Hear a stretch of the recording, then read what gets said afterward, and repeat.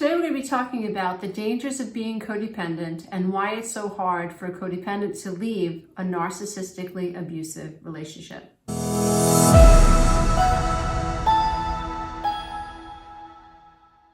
So someone who has high narcissistic traits is somebody who needs fuel. They are somebody who cannot exist without a primary source of narcissistic supply. And when narcissistic supply is low, they will need to get narcissistic supply or fuel from another source. A codependent makes a fantastic source of primary supply because of the traits and characteristics and symptoms of being codependent. Codependents are those of us who came from dysfunctional homes, who suffered damage. It is what it is, dear one. It just is what it is. We are people who struggled with complex PTSD but didn't know it. We are people who are caretakers. We are fixers. We are enablers. We are the people running around making sure that everybody else is okay. And we have a very difficult time setting boundaries. And we tend to attach to other people, sadly, often far too quickly. And when it comes to being in a relationship with a narcissist, when you are codependent, you are the type of person who will rack their brain trying to fix the relationship. And so when there's trouble in the relationship, you want to know how to fix it. You want to know what you need to do to make things right. You want to go into therapy. You read the books. You get on YouTube. You go into therapy. You go on medication. You do all sorts of things to try to figure out how to save this relationship. You don't know how to step back and observe and take an inventory of how this relationship makes you feel. It's because you struggle with an identity issue. You struggle with an I. Who am I? What do I think? What do I feel? What do I need? You get your sense of self from the validation of someone who has high narcissistic traits. And you have been seduced by someone with high narcissistic traits. You have been love bombed. You have been told that, at least in the beginning of the relationship, that you're an amazing person. You have been glorified. You have been adored. You have been lured in by somebody who needed a source of primary supply. And a narcissist will figure out just how tolerable you are going to be when it comes to their abuse. And so if a narcissist, let's say, cheats on you and you go into therapy trying to figure out what you did wrong, if you are with somebody who cheated on you and you go right into trying to figure out the narcissist's background, well, why did the narcissist cheat, right? And you kind of skate over, well, how did this relationship that the narcissist had outside our marriage, how did it make me feel? So you're like the quicker picker-upper. You've been groomed through childhood experiences to take care of your mother, to take care of your father. Maybe you came from an alcoholic home, right? And you had to take care of your mom. You had to take care of your dad. Maybe you had to take care of your siblings. Maybe you came from a narcissistic family where, you were taught that what you thought and what you felt was irrelevant. Maybe the only time that you had any reprieve in your life was when you were acquiescing, when you were trying to take care of someone, when you were trying to be a good little girl or a good little boy, when there was a time in your life where you figured out how to avoid abuse was by toning yourself down. The only time that you felt moderately safe was when you were rescuing, when you were the quicker picker-upper, when you were toning yourself down. Somewhere in your history, perhaps what made you feel safer was trying to understand, and this is huge, I see this a lot in my coaching programs, is when codependents get caught up in the mindscape of trying to understand why someone is so abusive.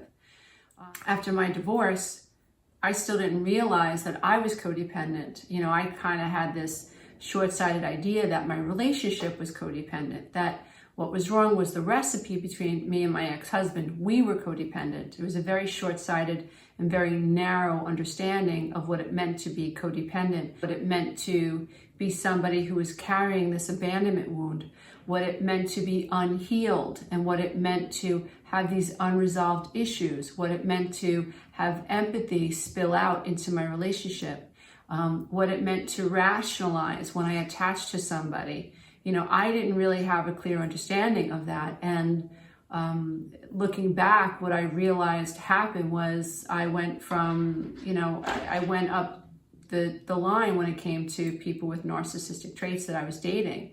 They were different. Ultimately, I ended up dating a very highly intelligent, cerebral narcissist who was, it was terrifying to deal with somebody who knew what they were doing. And even though that was my shortest relationship with a narcissist, it brought me to my knees, literally. It gutted me to realize that, of all the people that I had dated, he was the one that actually knew what he was doing.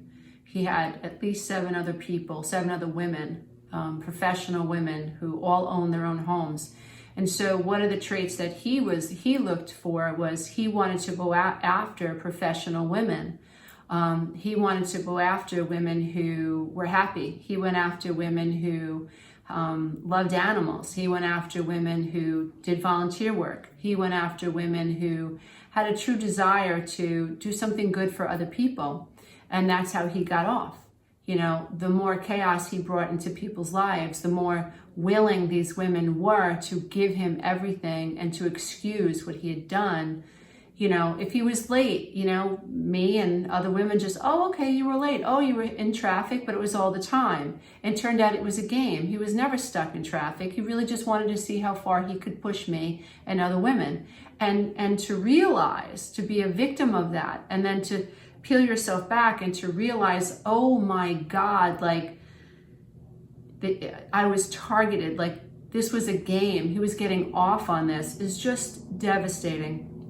And so I think it's really one of the most important things anybody could do is understand who they are.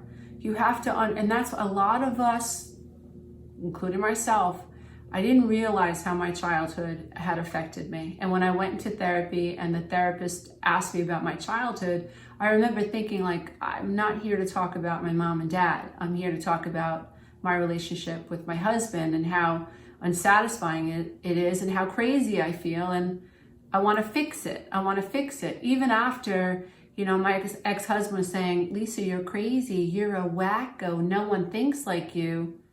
I remember having the feeling I'll fix it. I'll go into therapy and I'll fix it. Maybe I am a wacko. Maybe I am selfish. Maybe I am wrong for wanting to fix my marriage. Maybe it's just me. Maybe there's just something innately wrong with me. And if I go into therapy, then I'll be able to fix it. And that was my mindset. I'm going to go into therapy. I'm going to fix me. And that's going to make him happy. Meanwhile, he had really no interest in going into therapy. It was all a facade. The few short months that we went into therapy, it was just a facade. It was basically just to pacify me. And, my guess is that he just thought that I would let it go. But once I realized how codependent we were, and I realized what it was doing to my children, I didn't know where I was going, but I knew I couldn't stay. And so it's important that we recognize that those of us who have troubled childhood, we come from dysfunctional homes, our parents were alcoholics, they were narcissists. When we come from that, we have to recognize that there are people out there in society that are grooming us and we don't even know it. They're scouring our social media. They want to know how much empathy we have, right? It's always about the other person. What is the other person feeling? What does the other person need? When you're a codependent and you have this need to bond and attach with people, and you have these rescuer tendencies, and you have empathy, you overlook so much. And you are a perfect source of primary narcissistic supply for a narcissist because you will stay. You will not have the eye until you awaken, until you recognize yourself as a codependent. And until you recognize the power in healing from codependency, and it is not easy because you have to go through so many processes. You know, the recovery stages of codependency, they take time. You know, one of the things that I suggest is, number one, you have to recognize that there's a problem. If you come from a dysfunctional home, right, and you have high empathy, come from a home where you've experienced emotional neglect, if you come from a home where there was narcissism, if you come from a home where you have felt invisible, there's alcoholism, there's unpredictability, and you know in yourself that you tend to over-empathize, you must recognize that in yourself.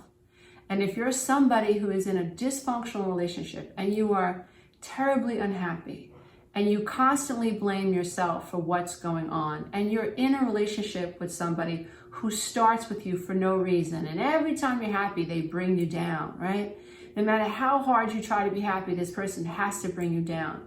A narcissist is not going to be happy if you're happy, right? They're going to want to bring you down to their level, because that's where they develop control, or that's where they find their sense of control over you. So you are the source of narcissistic supply. You know, so it's important that you recognize yourself. And I can tell you from experience, it is a devastating and frightening reality when you realize that the person that you cared about and loved, you know, and trusted knew what they were doing. Yeah, it's a very frightening reality to experience. Where is our power in it?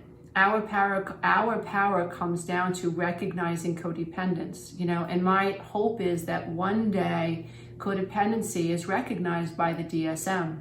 When we have a name and when we have a label for how we're feeling, in my opinion, because it did it to my life. Once I had the word codependency and I was able to tie it to being the adult child of 2 unrecovered adult children of alcoholics, I learned very early that fawning worked, that doing and keeping my room clean, you know, and trying to be perfect and staying out of people's way and staying small and not having needs, right? It worked. It worked. It kept me feeling at least safe. And that's how I was able to control what felt so out of control within myself. I see it now, but I didn't see it then. So it's important that we recognize these traits in ourselves, and we do what we can to recover from them. The power is really recognizing codependency in yourself so that you can bring order to the chaos that is your life. And it's not easy, but it is possible to free yourself. And that is really the only choice that you have when it comes to healing from codependency and getting out of the grips and escaping the grasp of a narcissist. If you're struggling with codependency, don't wait to figure it out. Don't wait to heal yourself. Don't wait. Don't wait to break through and break free. Namaste, everybody. Until next time, be careful out there. If you love this content, check out the next video, and don't forget to click the link below so you can take the codependency quiz. In order for the narcissist to feel good about the relationship, the narcissist has to see you as all awesome also.